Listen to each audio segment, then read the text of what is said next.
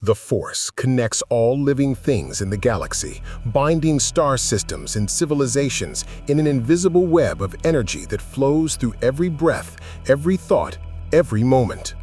But on this day, something tears through that web from beyond, something the Force cannot touch, cannot predict, cannot comprehend.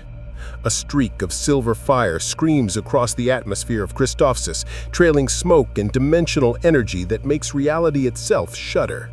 No hyperspace signature, no ship identification, just raw, impossible force plummeting toward a planet already drowning in war. The escape pod crashes into the crystalline canyons outside the Republic forward base with the impact of a turbolaser strike. Clone troopers of the 501st Legion converge on the crater, weapons raised, expecting separatist infiltrators or a new droid weapon. What they find instead is a small metallic vessel unlike any design in the known galaxy, its hull inscribed with symbols that don't match any language in the Republic database. Captain Rex is the first to approach. His training screams ambush, but his instincts, honed through dozens of battles, tell him something else entirely. Something unprecedented. The pod's hatch is already open, torn from its hinges by something tremendously strong. Inside, cushioned by adaptive gel that's already dissolving, lies a man. Not a clone, not a droid. A man in a blue suit with a red cape and a symbol on his chest that looks almost like a Mandalorian sigil, but isn't. His chest rises and falls with breath. His eyes are closed. And when Rex's scanner passes over him, the readings make no sense whatsoever.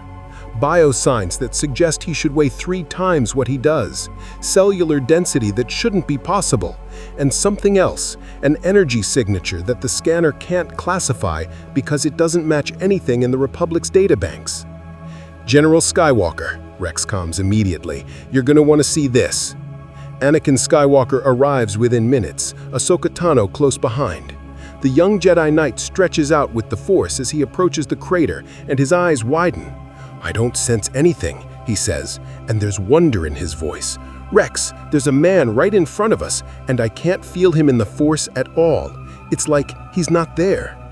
"He's there, Master," Ahsoka confirms, her montrals twitching with confusion. "I can see him, but you're right. It's like he doesn't exist to the Force. How is that possible?"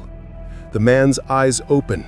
They're blue, impossibly, vividly blue, and they focus immediately on Anakin with an alertness that suggests he wasn't really unconscious at all.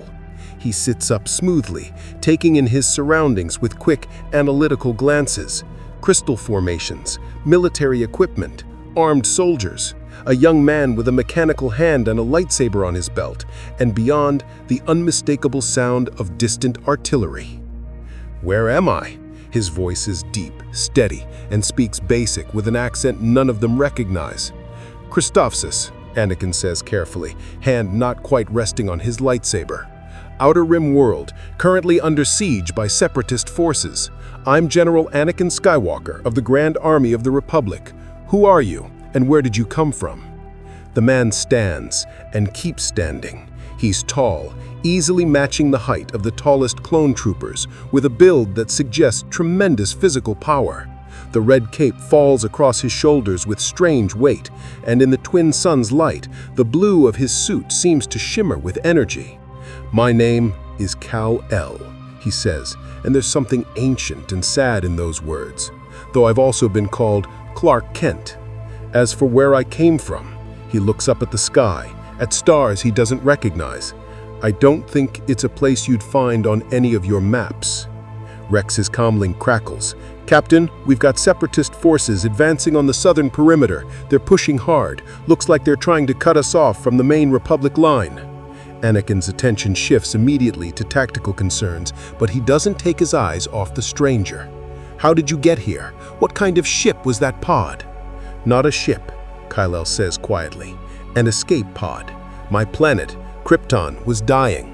My parents sent me away to save my life, but something went wrong with the dimensional vectors.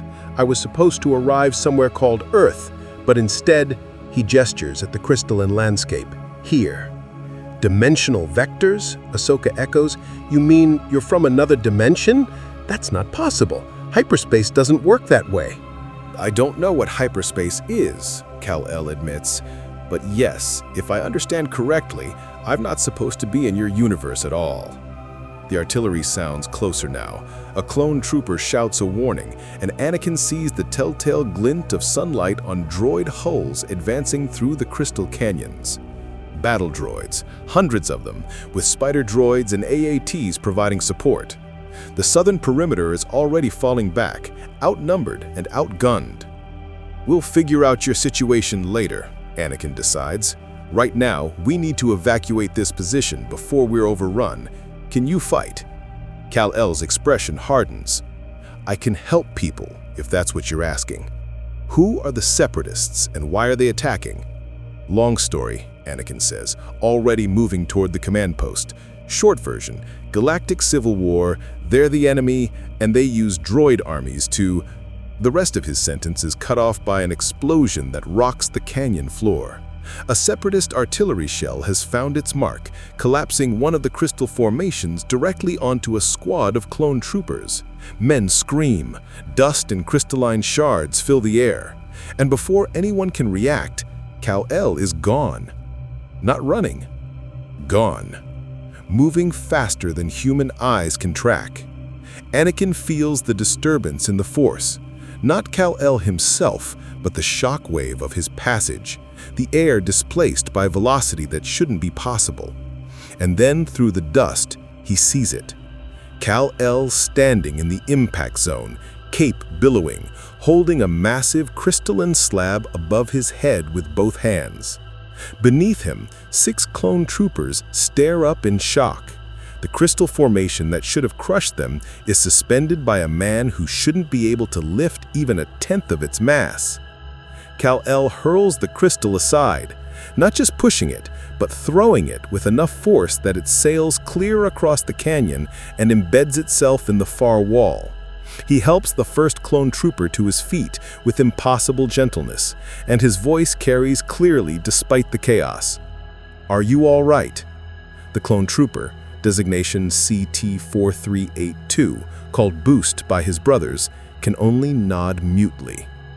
Anakin Skywalker has seen many impossible things. He has witnessed Jedi Masters move objects with their minds, deflect blaster fire with precognition, and leap heights that defy gravity. But this is something else. This is raw, physical power on a scale that even the Force rarely touches. And Kal-El isn't even breathing hard. If you want to see more characters enter the Star Wars galaxy, hit that subscribe button and drop the name of a character you'd want to see in the comments below. May the Force be with you. The Separatist forces advance, droid voices echoing through the canyons with their emotionless battle chants. Republic gunships scream overhead, pouring fire into the advancing columns.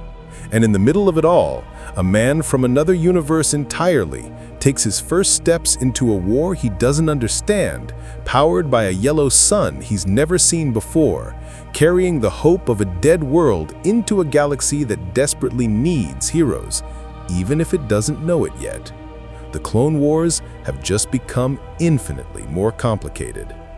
The Jedi Temple on Coruscant has stood for 1,000 generations, a monument to peace and contemplation in a galaxy increasingly defined by war. In its highest spire, the Jedi Council convenes in emergency session, their holographic forms flickering in the circular chamber as they debate the impossible. A being of immense power, yet invisible to the Force, Master Mace Windu says, his expression grave. This troubles me deeply. In all my years, I have never encountered such a phenomenon. Yoda's ears twitch thoughtfully. Troubling, yes, but unprecedented it is not. The Force bind all living things it does, yet beyond the Force, other powers exist. Seen this I have in the oldest texts. Obi-Wan Kenobi's hologram shifts uncomfortably. Masters, I've reviewed Anakin's report from Christophus 3 times now. This Kal-El moved faster than their helmet cameras could track, lifted what engineers estimate to be 40 metric tons, and withstood a direct hit from a droid blaster without injury. If he's hostile, "He saved my men," Anakin interrupts, standing beside Obi-Wan's physical form in the chamber. 6 clones who would have died. He didn't hesitate, didn't ask for anything in return. That doesn't sound hostile to me. "Your compassion does you credit, young Skywalker," Ki-Adi-Mundi observes. "But consider, a warrior of such power appearing precisely when the Republic is most desperate. The timing is suspicious. Could this be a separatist weapon? Some form of advanced genetic engineering?" Kal-El stands in the center of the chamber, cape folded neatly across his shoulders, hands clasped behind his back in a posture of patient respect. He has been standing there for 20 minutes while the Council debates his existence, and Anakin notices he hasn't shifted his weight once. Perfect stillness, perfect control. "I understand your concern," Kal-El says quietly, his voice cutting through the deliberation with gentle firmness. "You don't know me. You don't know where I came from or what I'm capable of. If I were in your position, I'd be asking the same questions. But I can tell you this: I'm not a weapon. I'm not an experiment. I'm just someone who was trying to survive and ended up somewhere very far from home." "Your power," Plo Koon probes. "How did you acquire it? Were you born with these abilities?" "Yes and no." Kal-El considers his words carefully. "My people, Kryptonians, evolved on a planet with much harsher conditions than most worlds. Higher gravity, denser atmosphere, a red sun with different radiation. When exposed to the energy of a yellow sun like the ones in your galaxy, our cellular structure absorbs and converts that radiation into what I can do." Ahsoka, standing at Anakin's side, speaks up. "But you said your planet was destroyed. Does that mean you're the last of your kind?" Something flickers in Kal-El's blue eyes, pain, ancient and deep. "Yes, as far as I know, I'm the last Kryptonian in any universe." The Council chambers fall silent. Every Jedi present understands loss. The war has taught them that lesson thousands of times over. But to be the last of an entire species, carrying the weight of a dead world, even Yoda's expression softens slightly. "Yet despite this tragedy, help others you choose to do. Interesting this is. Power without the Force, yet service you embrace. Why?" "Because I can." Kal-El's answer is simple, but there's iron certainty beneath it. "My people, Kryptonians, evolved on a planet with much harsher conditions than most worlds. Higher gravity, denser atmosphere, a red sun with different radiation. When exposed to the energy of a yellow sun like the ones in your galaxy, our cellular structure absorbs and converts that radiation into what I can do." Ahsoka, standing at Anakin's side, speaks up. "But you said your planet was destroyed. Does that mean you're the last of your kind?" Something flickers in Kal-El's blue eyes, pain, ancient and deep. "Yes, as far as I know, I'm the last Kryptonian in any universe." The Council chambers fall silent. Every Jedi present understands loss. The war has taught them that lesson thousands of times over. But to be the last of an entire species, carrying the weight of a dead world, Even Yoda's expression softens slightly. Yet despite this tragedy, help others you choose to do. Interesting this is. Power without the Force, yet service you embrace. Why? Because I can. Kal-El's answer is simple, but there's iron certainty beneath it. My people, Kryptonians, evolved on a planet with much harsher conditions than most worlds. Higher gravity, denser atmosphere, a red sun with different radiation. When exposed to the energy of a yellow sun like the ones in your galaxy, our cellular structure absorbs and converts that radiation into what I can do. Ahsoka, standing at Anakin's side, speaks up. But you said your planet was destroyed. Does that mean you're the last of your kind? Something flickers in Kal-El's blue eyes, pain, ancient and deep. Yes, as far as I know, I'm the last Kryptonian in any universe. The council chambers falls silent. Every Jedi present understands loss. The war has taught them that lesson thousands of times over. But to be the last of an entire species, carrying the weight of a dead world, even Yoda's expression softens slightly. Yet despite this tragedy, help others you choose to do. Interesting this is. Power without the Force, yet service you embrace. Why? Because I can. Kal-El's answer is simple, but there's iron certainty beneath it. My people, Kryptonians, evolved on a planet with much harsher conditions than most worlds. Higher gravity, denser atmosphere, a red sun with different radiation. When exposed to the energy of a yellow sun like the ones in your galaxy, our cellular structure absorbs and converts that radiation into what I can do. Ahsoka, standing at Anakin's side, speaks up. But you said your planet was destroyed. Does that mean you're the last of your kind? Something flickers in Kal-El's blue eyes, pain, ancient and deep. Yes, as far as I know, I'm the last Kryptonian in any universe. The council chambers fall silent. Every Jedi present understands loss. The war has taught them that lesson thousands of times over. But to be the last of an entire species, carrying the weight of a dead world, even Yoda's expression softens slightly.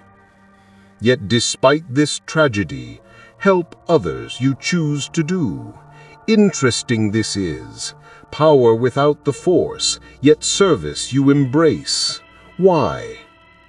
Because I can. Kal-El's answer is simple, but there's iron certainty beneath it. My people, Kryptonians, evolved on a planet with much harsher conditions than most worlds. Higher gravity, denser atmosphere, a red sun with different radiation. When exposed to the energy of a yellow sun like the ones in your galaxy, our cellular structure absorbs and converts that radiation into what I can do. Ahsoka, standing at Anakin's side, speaks up. But you said your planet was destroyed. Does that mean you're the last of your kind? Something flickers in Kal-El's blue eyes, pain, ancient and deep. Yes, as far as I know, I'm the last Kryptonian in any universe. The council chambers fall silent. Every Jedi present understands loss. The war has taught them that lesson thousands of times over. Kal-El's jaw tightens almost imperceptibly. I'm not going to destroy anything. I'm here to help. Of course, Palpatine soothes. But you must understand the Republic's position. We're at war. Trust is a luxury we can scarcely afford.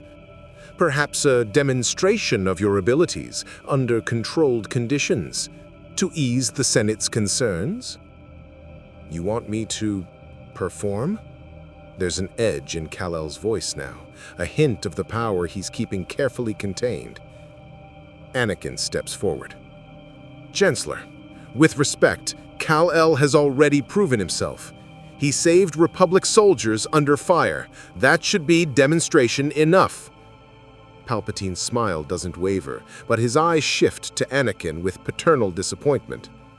My dear boy, your loyalty to those who show courage is admirable, but the Jedi Council is not the final authority here. The Senate is full of politicians who've never seen battle, Ahsoka mutters, just loud enough to be heard. The temperature in the chamber drops several degrees. Palpatine's expression remains benevolent, but there's something else underneath now, something Kal-El recognizes instinctively, the way a wolf recognizes another predator in the forest. Master Yoda, Kal-El says, addressing the ancient Jedi directly. I'll submit to whatever tests you think are necessary, but I have one condition. I want to understand this war I've landed in the middle of. Who are the Separatists? Why are they fighting? Because from what I saw in Christophas, those droids were trying to kill people who looked just like people, and I need to know why before I choose a side. Choose a side. Palpatine's voice sharpens just slightly. My dear Kal-El, surely there's no question which side represents justice and order. There's always a question, Kal-El interrupts, and now his full attention focuses on the Chancellor. I've learned the hard way that power doesn't make you right.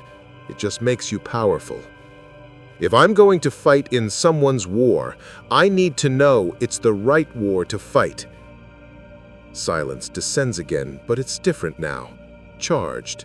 Dangerous. Anakin watches Kal-El with new appreciation. This stranger from another dimension just refused the Supreme Chancellor of the Galactic Republic, and he did it without flinching. Yoda's laugh breaks the tension, a dry chuckle that makes several council members start in surprise. Wisdom he shows. Trust him, I do. Teach him of our galaxy. Help him understand the war. Then choose, you must, for yourself, as all free beings should.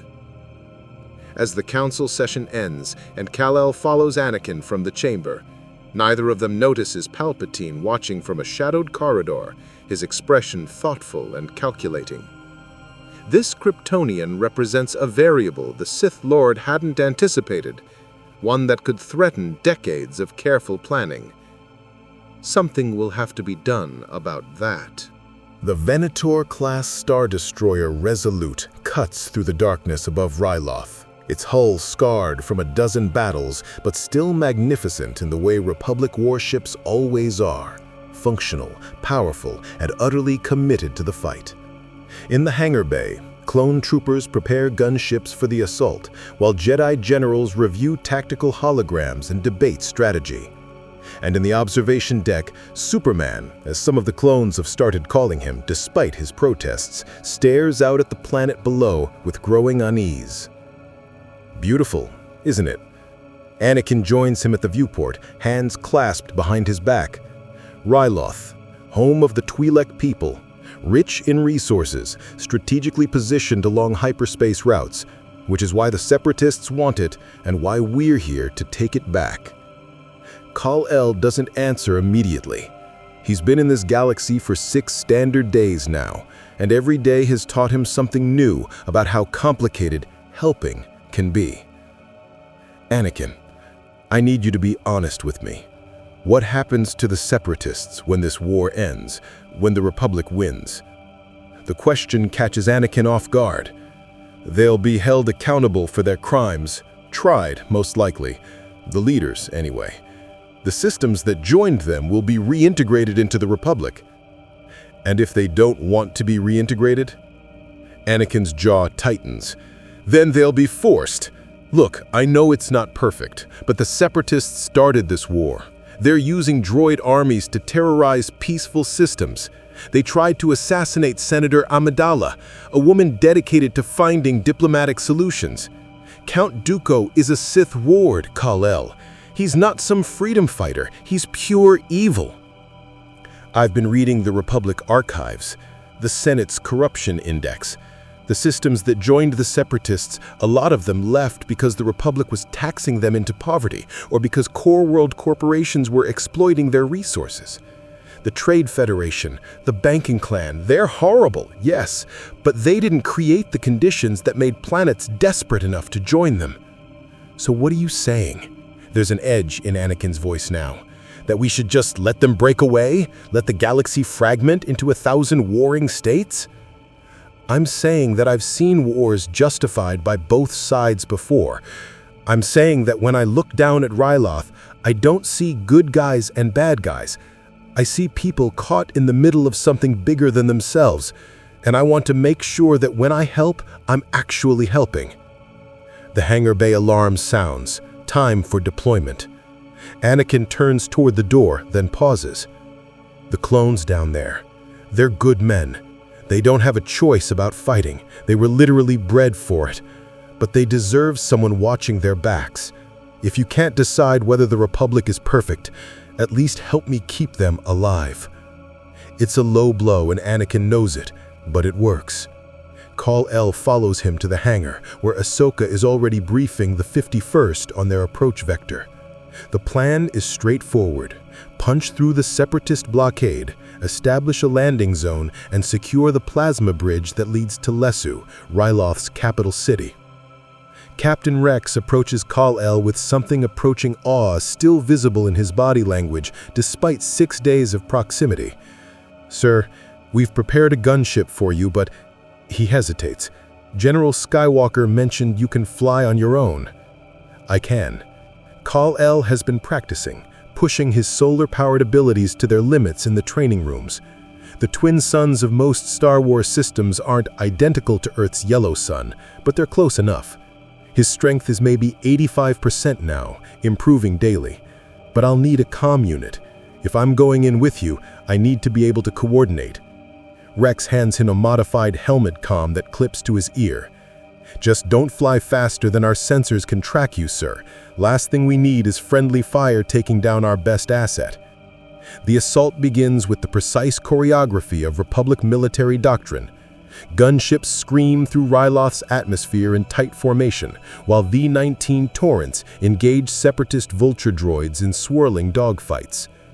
Kal-El launches from the Resolute's hangar and immediately understands why Anakin insisted he see combat firsthand. The battlefield isn't clean. It's not heroic. It's chaos.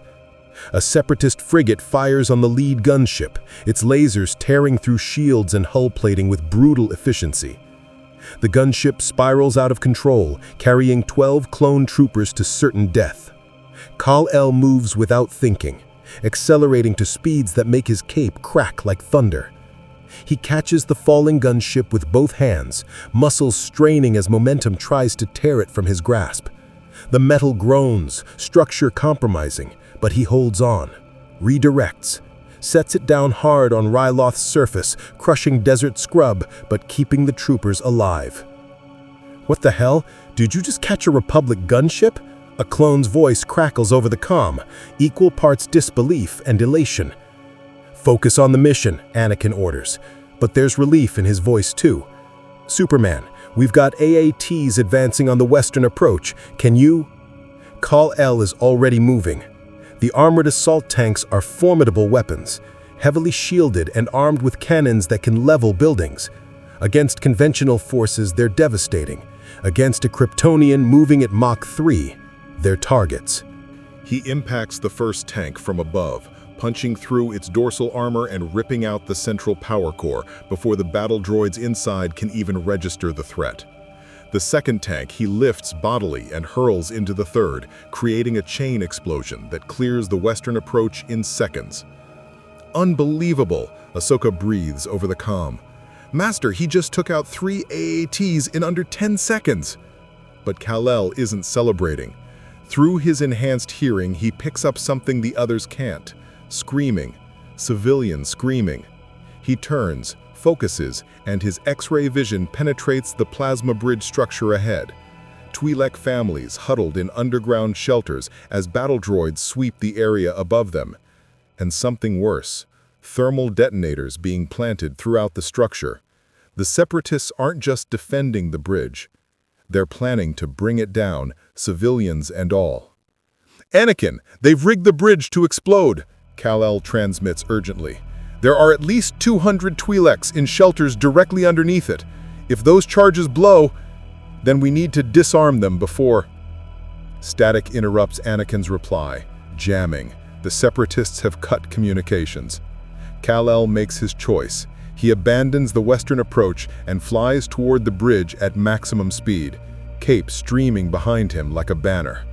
Battle droids open fire, their blasters tracking his movement but unable to lead their shots fast enough. The energy bolts sting when they connect, not painful but noticeable. His invulnerability is good, but not absolute here. Sustained fire from heavy weapons could potentially hurt him.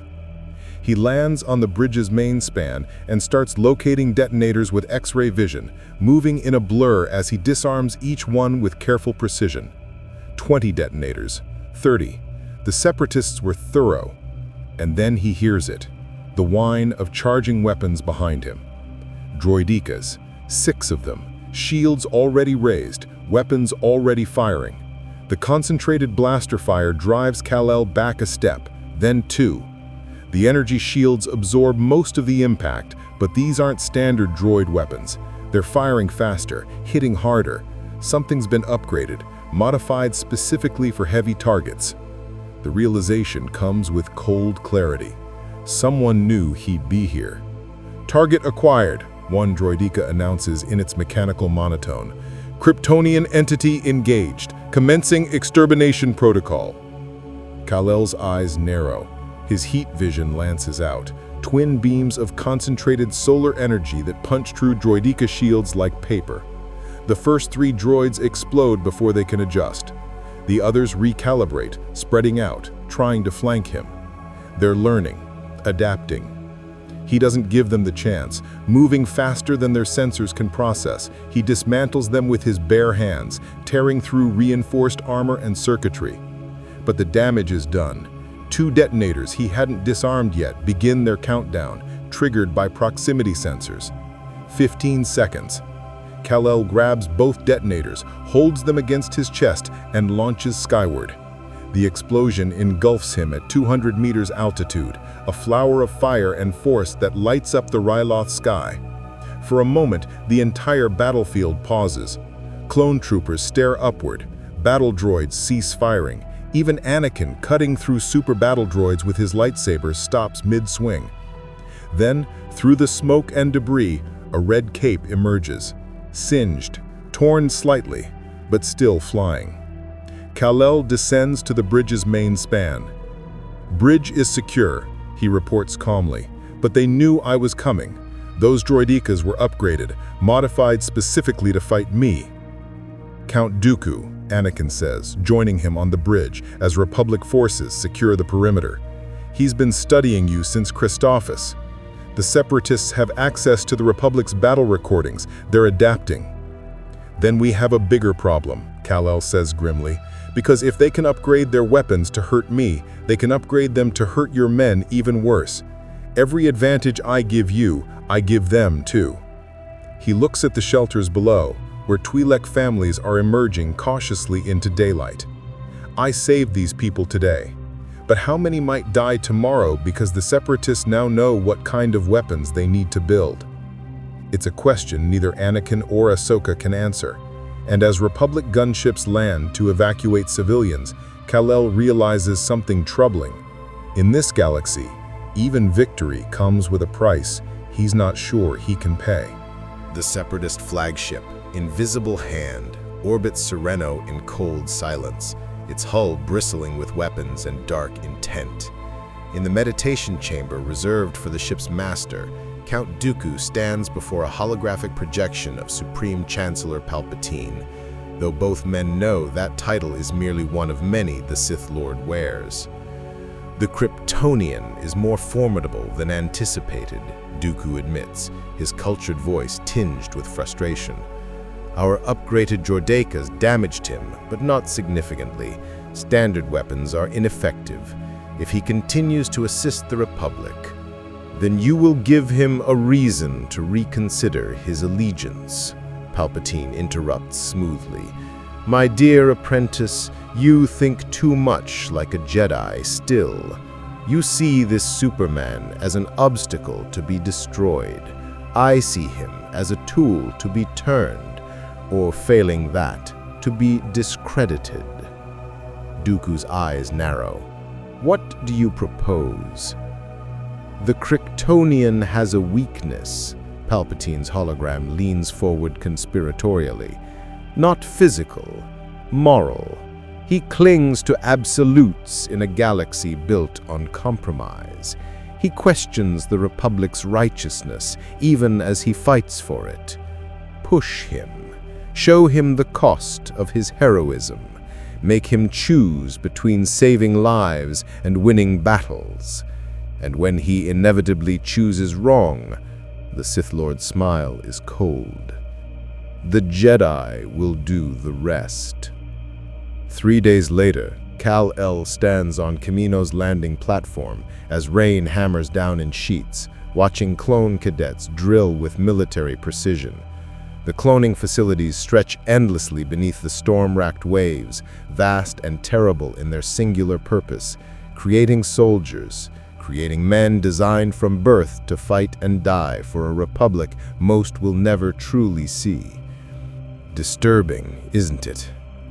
Obi-Wan Kenobi joins him at the railing, his robes already soaked through. I felt the same way when I first discovered this place, an army created in secret, ready precisely when we needed them most, almost too convenient. They're human beings, Kal-El says quietly, genetically modified, artificially aged, but human, and you're sending them to die by the thousands. We don't have a choice, Obi-Wan counters, but there's weariness in his voice. The Separatists have quadrillions of battle droids. Without the clones, the Republic would have fallen within months. Sometimes, Kal-El, the choice isn't between good and evil. It's between terrible and catastrophic. Before Kal-El can respond, alarms shriek across the facility. Red emergency lights strobe through the rain. A clone officer sprints towards them, his armor splashed with seawater. Generals, Separatist fleet just dropped out of hyperspace. 40 capital ships, maybe more. They're launching a full-scale invasion. The Battle of Kamino begins with brutal efficiency. Separatist landing craft pierce Kamino's atmosphere like falling stars, disgorging thousands of aqua droids designed specifically for underwater combat. General Grievous himself leads the assault, his mechanical body perfectly suited for the drowning depths. The objective is clear: destroy the cloning facilities and cripple the Republic's ability to replace its losses. Kal-El launches into the storm without hesitation, his cape whipping in winds that would tear lesser beings apart.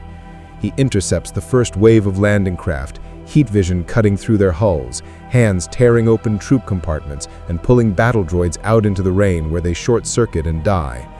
It's efficient, it's effective, and it's not nearly enough. Superman, we need you at the eastern hatches, Anakin's voice crackles through the comm. Grievous broke through. He's heading for the clone DNA chambers. If he destroys those, on my way. Kal-El accelerates, breaking the sound barrier as he streaks across Kamino's platform cities. Below, clone troopers fight with desperate courage against overwhelming numbers. He sees Commander Cody rally his men, sees them fall one by one despite their training and valor. His enhanced hearing picks up their voices, brothers calling to brothers, soldiers dying with their siblings' names on their lips. He could save them. He could stop and pull them from the line of fire, carry them to safety one by one. But if he does, Grievous reaches the DNA chambers and dooms millions of future clones to never being born. The calculus is brutal and immediate. Save the ones dying now, or save the countless others who will die if the war drags on without reinforcements. Kal-El makes his choice and hates himself for it. He flies past the eastern hatches, past Cody's desperate stand, straight toward the DNA chambers where Grievous is already carving through clone defenders with 4 spinning lightsabers. The cyborg general notices him immediately. "Ah, the Republic's alien pet. I've been curious to test myself against you." Grievous's mechanical voice carries equal parts amusement and menace. "Let's see if you bleed, Kryptonian." They clash in a maelstrom of speed and fury. Grievous is faster than any opponent Kal-El has faced in this galaxy, his cybernetic body pushing beyond organic limitations. Lightsabers whirl in patterns designed to overwhelm Jedi precognition, but Kal-El doesn't rely on the Force. He relies on simple physics and strength that makes Grievous's servos scream and protest when their attacks meet. Kal-El catches 2 lightsabers between his palms, the plasma blades unable to penetrate his Kryptonian skin. His heat vision forces Grievous back, scorching the general's armored plating.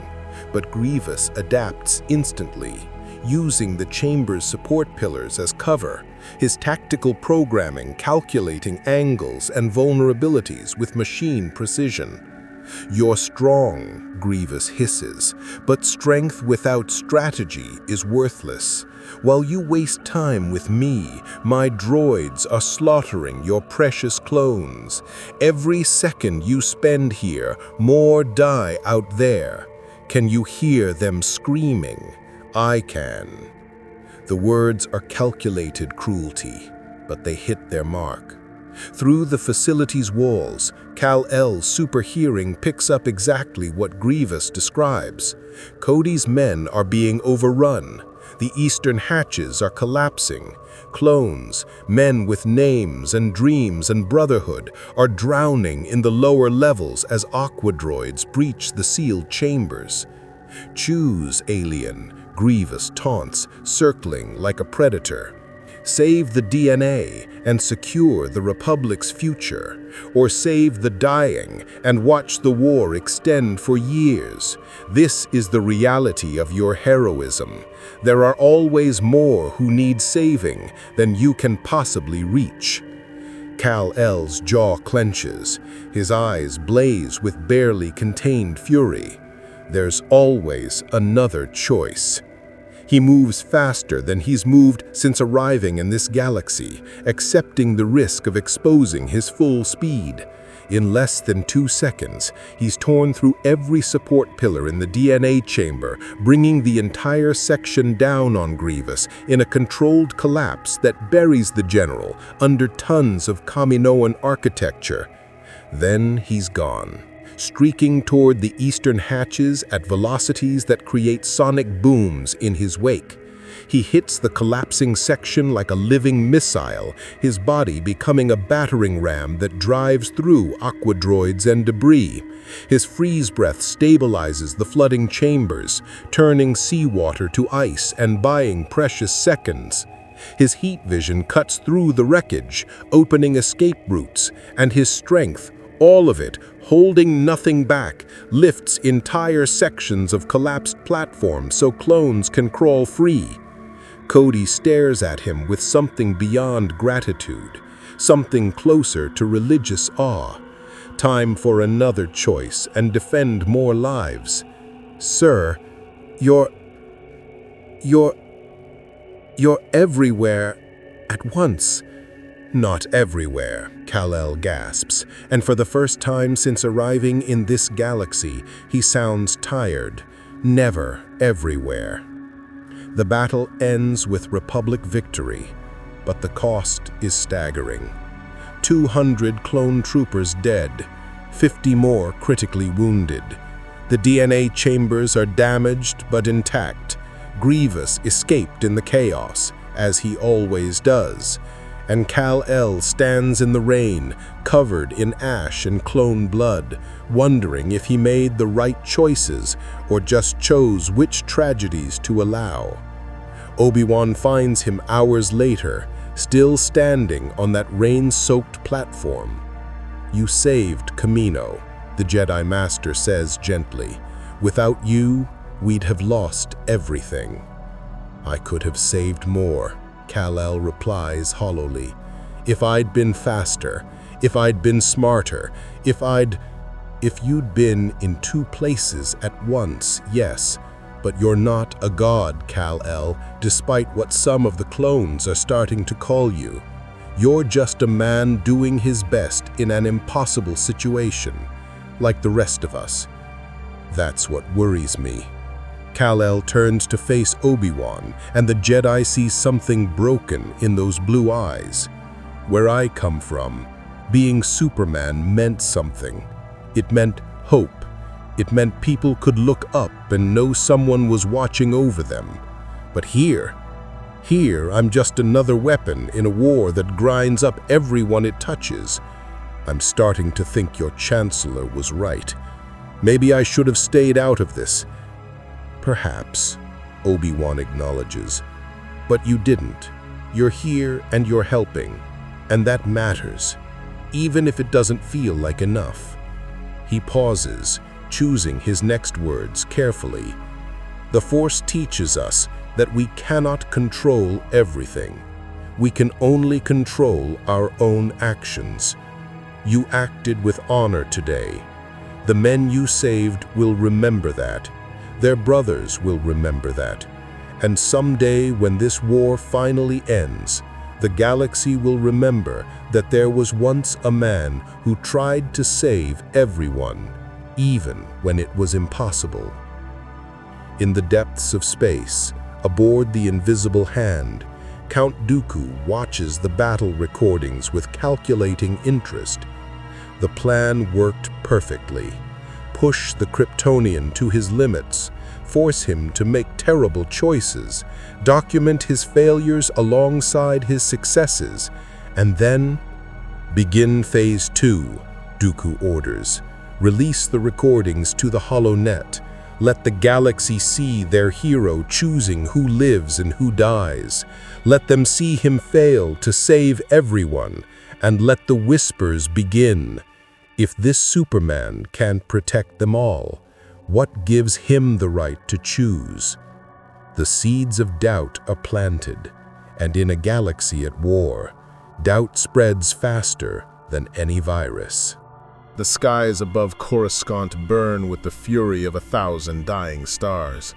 General Grievous's surprise assault on the Republic capital has shattered every defensive line, turning the gleaming jewel of the core worlds into a battlefield that spans orbital space to atmospheric entry. The Invisible Hand hangs in high orbit like a dagger pointed at the galaxy's heart, its hangar bays vomiting separatist fighters, while Republic cruisers struggle desperately to form a defensive perimeter. Kal-El floats amid the chaos, cape billowing in the void. And for the first time since arriving in this galaxy, he feels truly alone. The HoloNet broadcasts have done their work. Across 1,000 worlds, beings debate the Kryptonians' choices on Kamino. Some call him hero, others call him executioner. The Senate has demanded his presence for testimony. The Jedi Council has grown distant, uncertain. And the clones, the men he's bled alongside, now look at him with something complicated in their eyes. Gratitude mixed with the knowledge that he couldn't save everyone.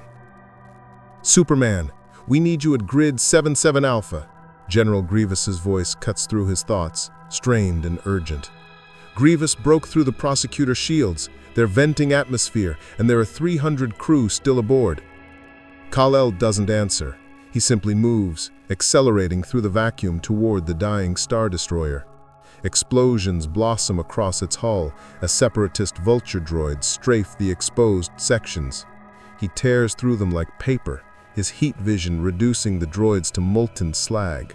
But more keep coming. Always more.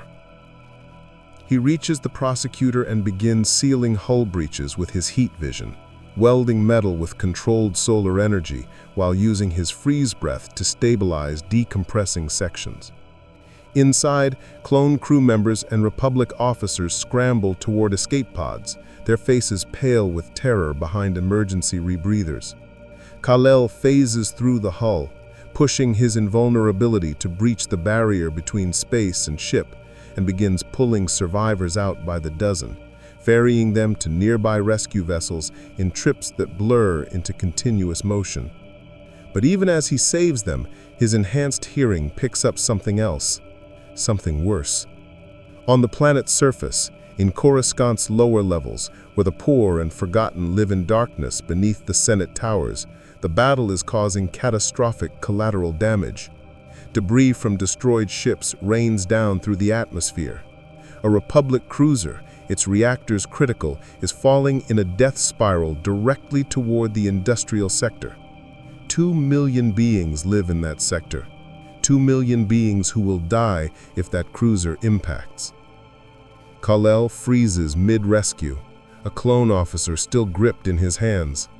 The math is brutal and immediate. 300 crew on the prosecutor, 2 million civilians on the surface. He can't save both. "Anakin," he transmits, his voice hollow. "The Dauntless is falling. It's going to hit," he interrupts, and there's devastation in his voice. "We can't reach it in time. The orbit is too degraded. Even with the Force, I can't." He stops, understands what Kal-El is about to do. "No, don't you dare leave those crew members. We'll find another way." There is no other way. Kal-El gently sets the clone officer into a rescue shuttle, meets the man's eyes one last time. "I'm sorry." Then he's gone, streaking through orbital space fast enough to leave ionization trails in his wake. The Dauntless is massive, a Venator-class destroyer weighing millions of tons, already partially broken apart by enemy fire. Its descent angle is terminal. Nothing in the Republic fleet can stop it. Nothing except a Kryptonian who's learned to hate the choices this galaxy forces him to make. Kal-El intercepts the falling cruiser at 30,000 meters, the impact of his collision with its hull creating a shockwave that shatters windows across 3 districts. His hands find purchase in the scorched metal. His muscles strain against momentum and gravity and the sheer impossible mass of dying technology. The heat from atmospheric entry washes over him, not enough to hurt, but enough to remind him how fragile everything in this galaxy is compared to Kryptonian durability. He pushes, strains, redirects. The Dauntless groans like a dying leviathan, its structural integrity compromising further with every second. Kal-El can hear the reactor core beginning its terminal cascade. He has maybe 20 seconds before the entire ship becomes a nuclear fireball that will incinerate everything for kilometers in every direction. 15 seconds. He forces the ship's nose up, changing its trajectory by agonizing degrees. 10 seconds. The industrial sector passes beneath them. Factories, hab blocks, children playing in the streets who have no idea how close death just passed. 5 seconds. Kal-El changes his grip, gets beneath the cruiser, and with a scream of effort that would shatter eardrums if anyone were close enough to hear it, he hurls the Dauntless skyward with everything he has. The ship arcs up and out, away from the city, away from the populated zones. Its reactor goes critical at 3,000 meters altitude over the empty Coruscant wastes. The explosion is blinding, a miniature sun that paints the capital's sky with nuclear fire. Kal-El falls, not from injury. The explosion barely singed him. He falls from exhaustion, from the weight of knowing that while he saved 2 million on the surface, the 300 crew on the prosecutor died when their ship's reactor finally gave out. He could have saved them, should have saved them, but he chose the bigger number instead, and that choice will haunt him forever. He crashes into an abandoned warehouse in Coruscant's middle levels, creating a crater in the ferrocrete floor. For long moments, he just lies there, staring up through the hole he made at the burning sky, wondering if coming to this galaxy was a mistake, wondering if his parents sent him away from Krypton only for him to become a weapon in someone else's war. Impressive, the voice comes from the shadows, cultured, dangerous, and familiar. Count Dooku steps into the light, his curved lightsaber hilt resting casually on his belt. You've saved millions today and condemned hundreds. Tell me, Kryptonian, how does one measure the weight of those choices? Kal-El stands slowly, his cape torn and scorched, his suit marked with carbon scouring. If you're here to gloat, I'm here to offer clarity. Dooku moves closer, his aristocratic features showing genuine sympathy. You've been fighting for the Republic, believing them to be the righteous side of this conflict. But have you asked yourself why this war began? Have you questioned whether the Senate truly represents the will of the galaxy or merely the interests of the core worlds? I know what you are, Kal-El says flatly. Anakin told me. You're a Sith Lord. You manipulate. You lie. Everything you say is calculated to serve your own ends. Perhaps, Dooku acknowledges. But, unlike the Jedi, I don't pretend my truths are absolute. I don't claim to serve the will of the Force while sending clone slaves to die in wars they never chose. I offer power, yes, but also honesty. The Republic is corrupt, Kryptonian. The Senate cares nothing for worlds like Ryloth or Kamino except for what resources they provide. And the Jedi? He gestures dismissively. Noble intentions paving the road to galactic tyranny.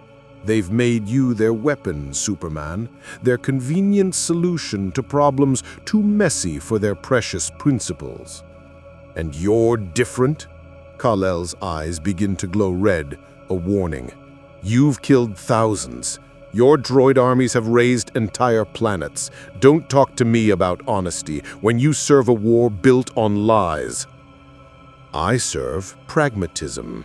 Dooku's fan doesn't move toward his lightsaber, but Kal-El can sense the threat coiling beneath his calm exterior. The galaxy needs order, Kryptonian. Not the corrupt bureaucracy of the Republic, but genuine strength. Join us. Help us end this war quickly, decisively. You could save far more lives by helping the Separatists win than by prolonging this conflict. For a moment, just a moment, Kal-El considers it. Not because he believes Dooku's lies, but because he's so tired of making impossible choices. So tired of being unable to save everyone. The temptation to end it all, to force peace through overwhelming power, whispers seductively in the back of his mind. Then he remembers the clones. Captain Rex offering him a comm unit with respect. Commander Cody looking at him with hope after Kamino. Anakin trusting him despite every reason not to. Ahsoka asking innocent questions about his dead world. They're not perfect. The Republic isn't perfect. But they're trying, fighting, hoping for something better. No, Kal-El says simply. I've seen what happens when people try to impose order through force. It never ends the way they think it will. Dooku's expression hardens. Then you're a fool. His lightsaber ignites, its red blade casting crimson shadows. And Count Dooku does not suffer fools to threaten his master's plans. They fight in the ruins of the warehouse, and it's unlike any battle Kal-El has experienced in this galaxy. Dooku doesn't rely on speed or overwhelming force. He uses precision, strategy. His mastery of Form 2 lightsaber combat turns every movement into lethal efficiency, and his force lightning, when it finally comes, actually hurts. The electricity courses through Kal-El's Kryptonian nervous system, finding pathways that blaster fire can't reach. It's not devastating, but it's painful enough to slow him down. Dooku exploits every microsecond of advantage, his blade seeking weak points, testing defenses. But Kal-El adapts. He's fought gods and monsters. A Sith Lord, no matter how skilled, is still bound by physical limitations. He endures the lightning, tanks the lightsaber strikes that manage to connect, feeling them now, actually feeling them cut shallow lines across his previously invulnerable skin, and waits for his opening. It comes when Dooku overextends, putting too much confidence in his Force precognition. Kal-El feints left, moves right faster than the Force can predict, and his fist connects with Dooku's chest. The impact sends Dooku flying through 3 walls, his lightsaber extinguished, his breathing labored. Kal-El stands over him, fists clenched, heat vision ready. One blast, that's all it would take. End the Sith Lord here, remove one of the war's major architects, save countless lives by eliminating a key enemy commander. Do it, Dooku gasps, blood on his aristocratic lips. Prove that you're no different than any other weapon of war. Kill me and become everything you claim to oppose. Kal-El's eyes fade from red to blue. I'm not like you, he says quietly. I don't kill defeated enemies, even when they deserve it. He turns away, and Dooku's Force lightning hits him in the back at maximum intensity, fueled by Sith rage and desperation. The electricity locks Kal-El's muscles, drives him to one knee. Dooku rises, lightsaber reigniting, preparing the killing stroke. Then Anakin Skywalker crashes through the ceiling on a commandeered LAAT gunship, his lightsaber already swinging. The duel shifts instantly, Dooku against Anakin in a clash of blue and red while Kal-El recovers. But the Count is injured, weakened. He triggers a prepared escape route, and within seconds he's gone, fleeing into Coruscant's labyrinthine lower levels. You had him, Anakin says, frustration evident. Why didn't you finish it? Because I'm not an executioner. Kal-El rises slowly, his suit still smoking from Force lightning. If I cross that line, I'll become something I won't be able to come back from.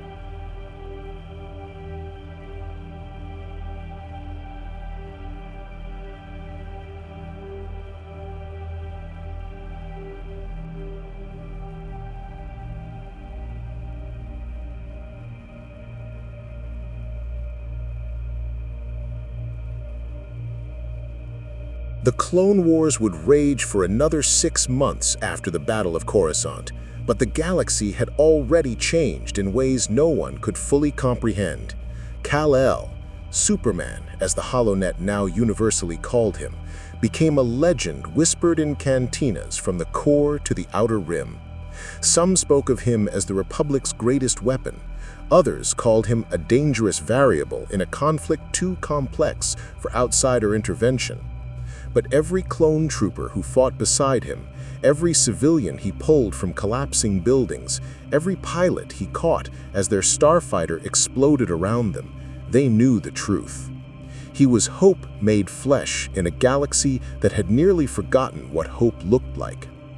When Order 66 finally came, when Palpatine revealed himself and the Jedi fell in a single terrible night of betrayal, Kal-El was on Kashyyyk helping Wookiee resistance fighters evacuate civilians. He heard the clones' orders change through his superhearing, felt the shift in the galaxy's moral fabric even without the Force to guide him.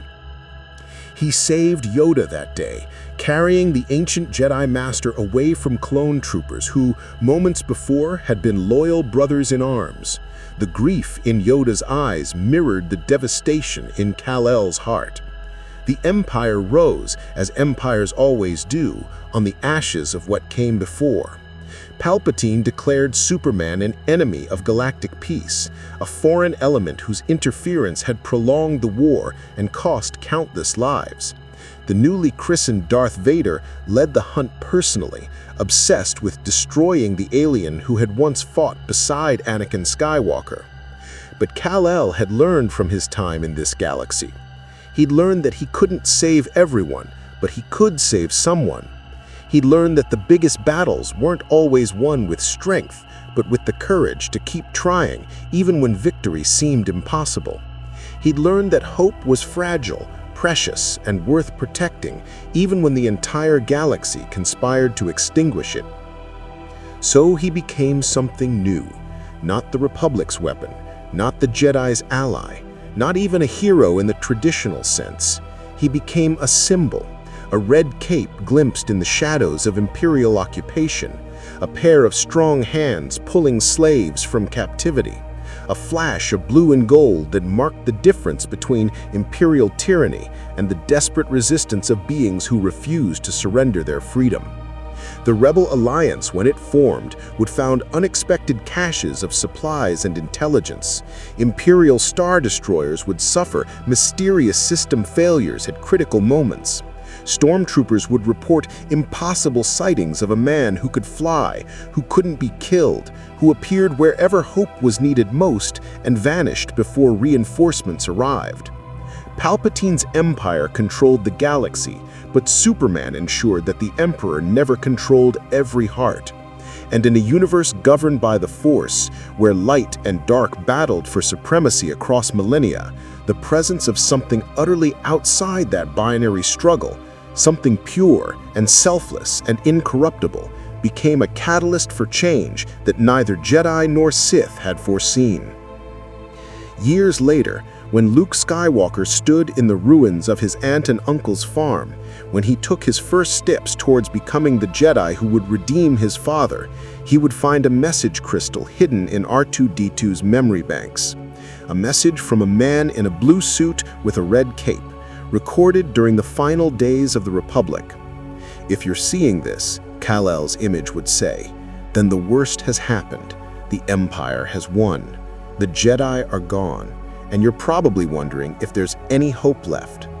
I'm here to tell you, there is, always.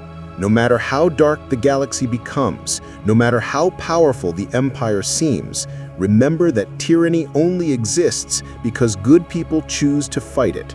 You don't need the Force to make a difference. You don't need superpowers or ancient weapons. You just need the courage to stand up and say, no more. That's what makes a hero. That's what makes a rebellion. And that's what will ultimately bring the Empire down. May the Force be with you, and may you never stop hoping. The message would give strength in Luke's darkest moments, would inspire Leia's unshakable resolve, would remind Han that running from the fight only works until you realize what you're running from matters more than what you're running toward.